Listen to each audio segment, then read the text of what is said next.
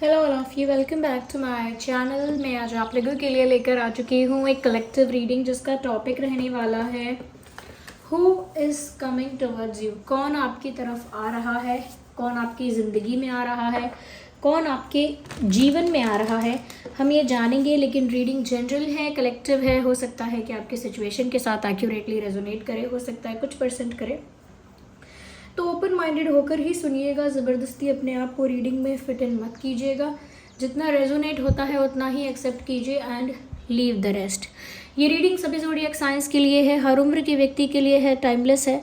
Okay, जब भी आप इस वीडियो तक पहुंचेंगे, जब भी इसे देख रहे हैं, यह आपके साथ तभी रेजोनेट करेगा।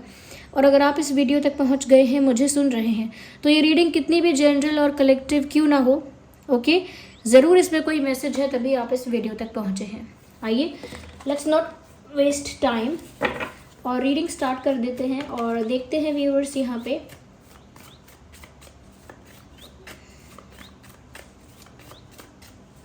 आपकी तरफ कौन आ रहा है, आपकी ज़िंदगी में कौन आ रहा है। Who is coming in your life. Oh my God, definitely मुझे ऐसा लगता है व्यूअर्स कि ये कोई ऐसा इंसान हो सकता है जो आपकी ज़िंदगी में आ रहा है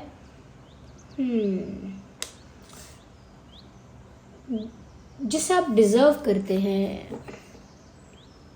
इसका मतलब ये है व्यूअर्स कि कहीं ना कहीं लाइफ में और स्पेशली लव लाइफ में अगर आपके साथ चीटिंग हुई थी, स्पेशली चीटिंग हुई थी या आपको बिट्रे किया गया था आपकी लव लाइफ में, इसका मतलब आपके साथ अगर इनजस्टिस हुआ था इन एनी विच वे, अगर आपके साथ लव लाइफ में इनजस्टिस हुआ, किसी ने आपको बिट्रे किया, किसी ने आपको चीट किया, तो मुझे लगता है कि अब जस्टिस सर्व होने वाला है।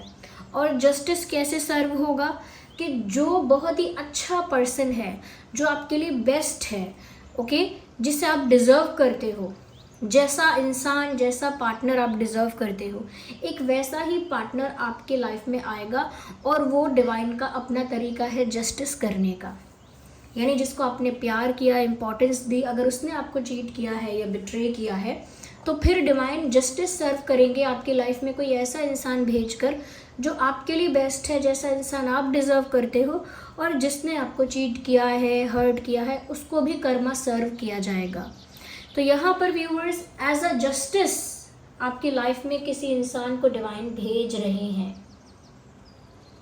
Yes, as a form of justice आपको वो इंसान मिलेगा जिसकी आपको तलाश है या जैसा इंसान आपको मिलना चाहिए।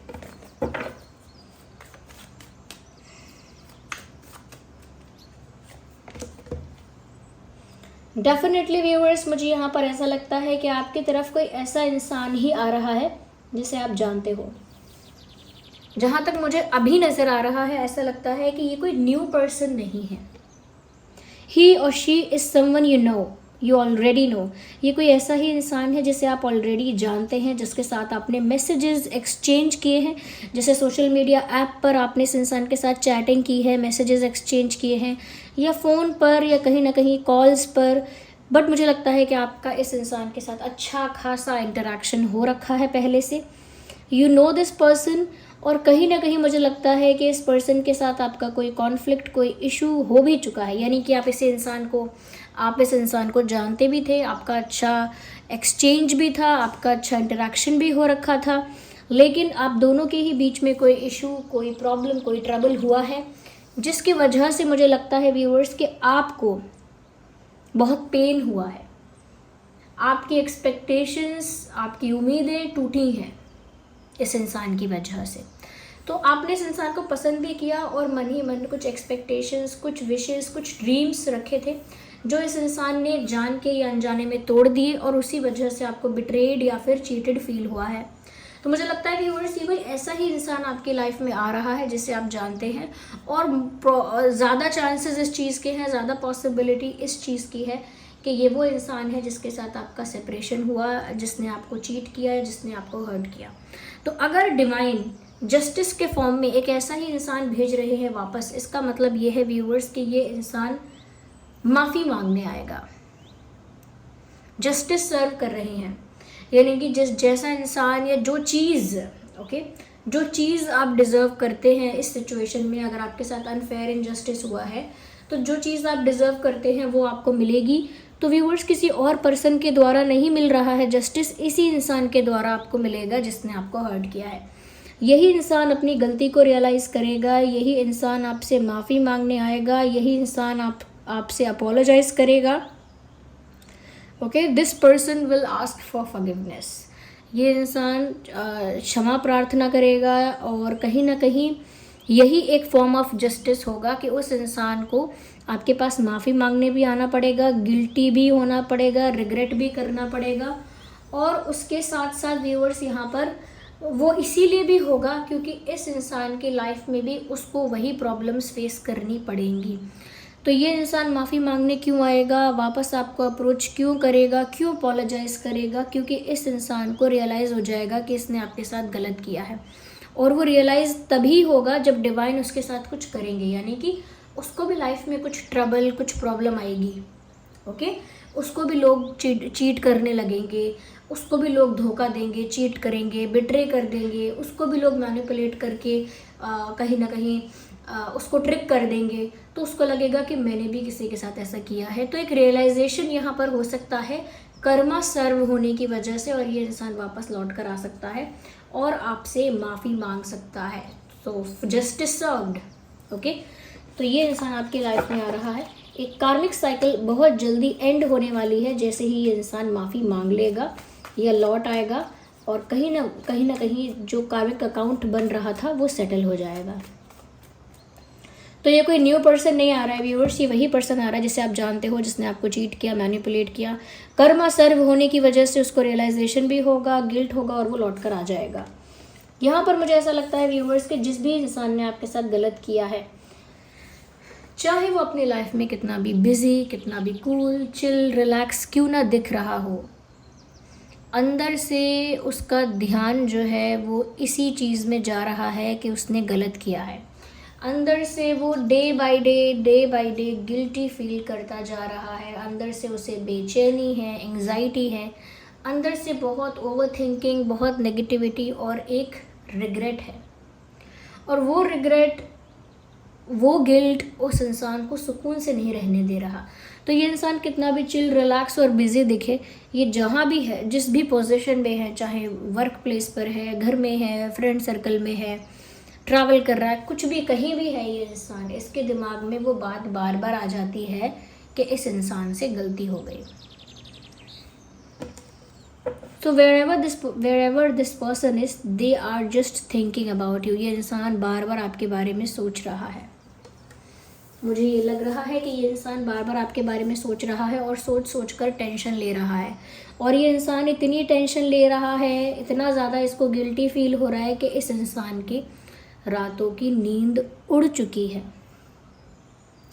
दे कांट स्लीप प्रॉपरली और they are having sleepless nights.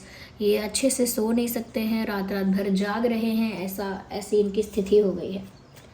इस इंसान का, वैसे तो ये रीडिंग सभी ज़ोडिएक साइंस के लिए है, बट इस इंसान का zodiac sign Gemini, Libra, Aquarius हो सकता है, या फिर आपका भी हो सकता है। टॉरस, वर्गो, कैप्रिकॉर्न भी हो सकता है, आप और आपके इस पर्सन का, दोनों का ही। ओके, और देखते हैं, let's see who is coming in your life. कौन आपकी ज़िंदगी में आ रहा है। Well, we need one card, not to.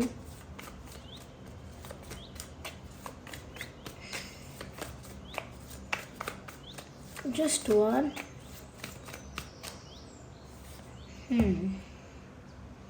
Nine of cups, interesting. मुझे ऐसा लगता है व्यूवर्स, कहीं ना कहीं ये इंसान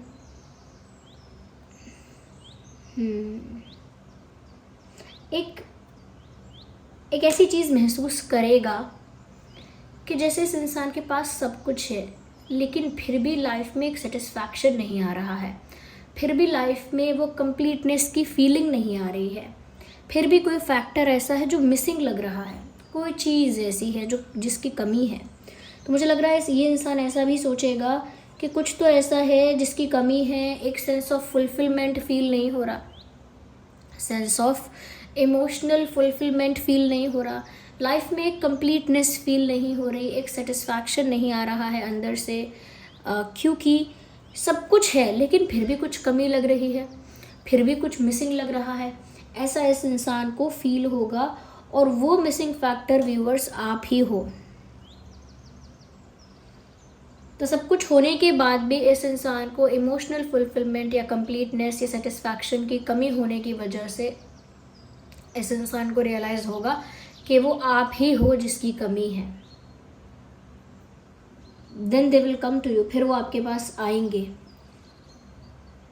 जब तक 10 ऑफ कप्स का ये 10 ऑफ कप्स से मेरा मतलब है जब तक नंबर 10 नहीं है, जब तक कंप्लीशन नहीं है, तब तक इस इंसान को कितना भी इसके पास कुछ भी हो, ओके, तब तक इस इंसान को कोई ना कोई कमी खलती रहेगी।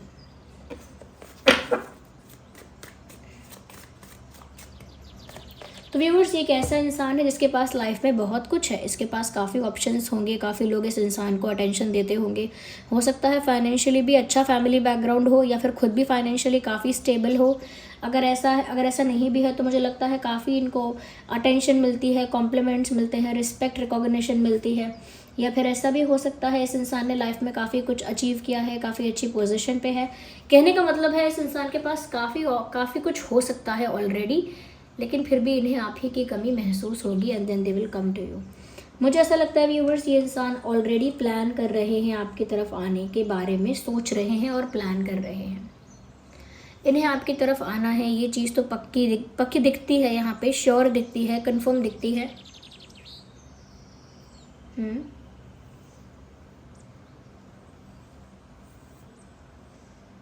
और अब ऐसा लगता है यहाँ पर व्यूअर्स कि जैसे ये इंसान प्लान कर रहे हैं कि ये आपकी तरफ आएंगे, एक प्लानिंग बना रहे हैं, एक रोड मैप प्रिपेयर कर रहे हैं कि कैसे कैसे करना है, क्या क्या करना है। तो उस बारे में सोचना, उस बारे में प्लानिंग करना, उस बारे में कहीं ना कहीं एक प्रिपरेशन करना, वो ये इंसान कर रहे हैं।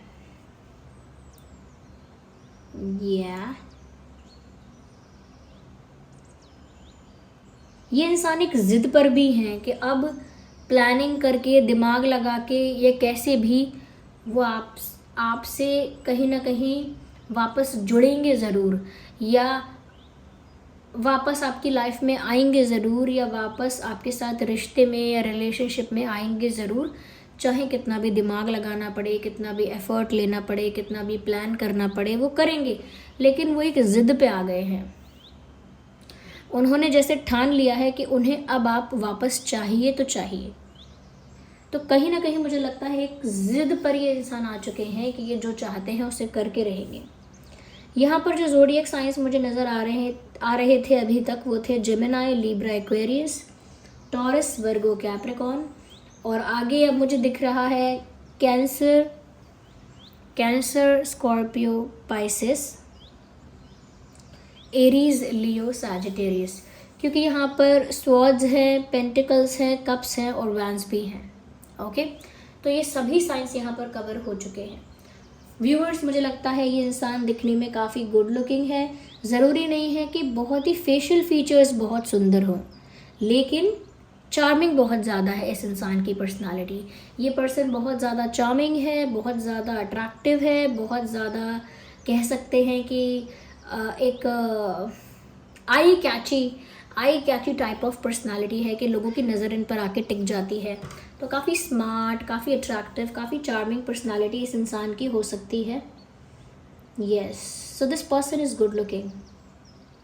बहुत ही कम लोगों के लिए मैं बोलूँगी, 10% लोगों के लिए, कि आप लोगों के बीच में लॉन्ग डिस्टेंस भी हो सकता है। तो ये इंसान आपकी तरफ आ रहा है व्यूअर्स। बहुत सारे केसेस में मुझे लगता है कि ये इंसान मैसेज करेगा पहले आपको। दे विल राइट समथिंग, ऐसा लगता है कुछ लिख रहा है ये इंसान। They will write something and then they will send you. Okay, तो मुझे लगता है कोई मैसेज टाइप कर रहा है। ओके, क्योंकि इस इंसान ने ठान लिया है कि इन्हें आपसे वापस जुड़ना है, तो मुझे लगता है कि ये वैसा ही प्रे कर रहे हैं, वैसा ही मैनिफेस्ट कर रहे हैं जो इन्होंने ठान लिया है। तो जो इन्होंने एक बार ठान लिया है, उसी चीज़ का मैनिफेस्टेशन, उसी चीज़ की इमेजिनेशन और उसी चीज़ की प्रेयर चल रही है। मुझे लगता है कि ये इंसान आपकी तरफ आने के लिए इसीलिए भी मजबूर हो रहे हैं वापस, ये चाहते तो कोई और ऑप्शन चूज़ करते लाइफ में, लेकिन वापस आने के लिए भी शायद ये इंसान इसीलिए मजबूर हो रहे हैं क्योंकि इनकी अंतरात्मा इनको सुकून से रहने ही नहीं दे रही। इनकी इंट्यूशन बार बार इनको आपकी तरफ पुश कर रही है, तो इनको तो विवश होकर आपकी तरफ आना ही पड़ रहा है या पड़ेगा।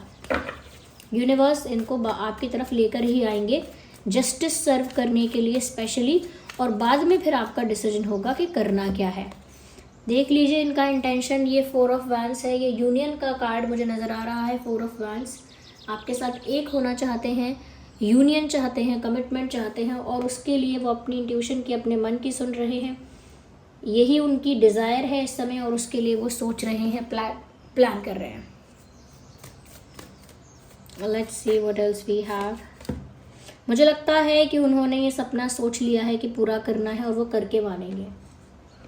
ये इस इंसान की ज़िद के बारे में है, इस इंसान के डेडिकेशन और पैशन के बारे में भी है।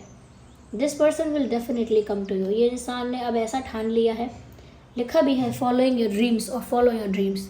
ये इंसान अपनी इच्छाओं को पूरा ज़रूर करेगा। यस, यूनियन का सपना है इनका, और यूनियन के लिए ही इनकी इंट्यूशन, इनकी अंतरात्मा इनको गाइड करती है। वही ये मैनिफेस्ट कर रहे हैं, वही ये प्रे कर रहे हैं, और मुझे लगता है कि वही इनको मिसिंग भी लग रहा है, और यूनियन के लिए ही ये प्लान कर रहे हैं। चाहे किसी भी जगह पर ये इंसान हो या आपके बारे में सोचकर गिल्टी हो रहे हैं। Yes, so this was the reading, I hope it was helpful. तो ये कोई इंसान है जो पुराना है, पास्ट पर्सन है, ये आपकी लाइफ में व्यूवर्स आ रहा है। आई होप ये रीडिंग आपके लिए हेल्पफुल और रिलेटेबल रही है। वीडियो को लाइक ज़रूर कीजिएगा, रीडिंग को क्लेम कीजिएगा एंजल नंबर टाइप करके। अगर आप नए हैं सब्सक्राइब करिए, बेल आइकन को प्रेस करिए, और डिवाइन यूनिवर्स को कमेंट्स में थैंक यू करिए। चलिए मिलते हैं फिर अगली रीडिंग में, तब तक के लिए bye bye family, bye bye angels, love you all, bye bye, take care.